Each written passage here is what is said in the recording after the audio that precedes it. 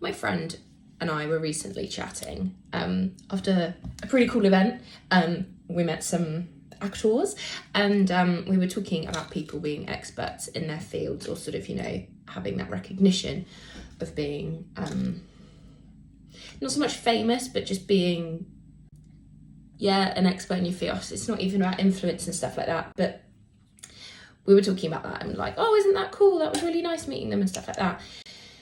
We were chatting about the balance between mental health, and we're both now in our 30s and still living with parents because of choices, not because of choices we've made that have resulted in that, but actually we've made the decision that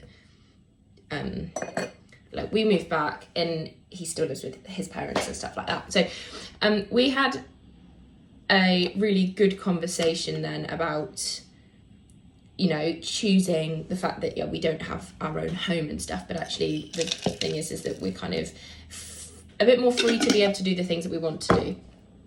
And I'm coming to terms with that, because it is at times I feel like I'm a failure for coming back. It's not about staying, but or staying where we were and, you know, building that life to come back. It does feel like I'm kind of like, oh, I've not done the things that all my friends are doing. And he made a point that has kind of stuck with me for the last few days about the fact that actually, you know, I could become an expert in my field if I wanted to, and actually it's just about committing and making the decision to commit to something and really going for it, and that should be a good thing. That's not even making sense. But he was making the point that if I want to do something, I need to stop pooping about and actually just go for it and pursue that thing, because actually, is it that out of the realms of possibility for me to do what I want to do? So he said, you know, he could see it not being out of the realms of possibility for me to, you know, become a serious, if I really committed to it, I could have a voice, you know, in the South as a Christian. So he said podcast, because we'd just been talking about my podcast that's just come out.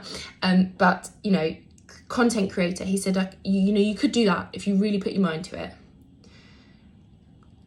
And it has irritated me, not irritated in a bad way. I love that he said it, but it has not settled with me. And I keep thinking, I should do it, and that should be a thing. I don't know if any of this makes sense, but I'm going to try. I'm going to really, really try this next year.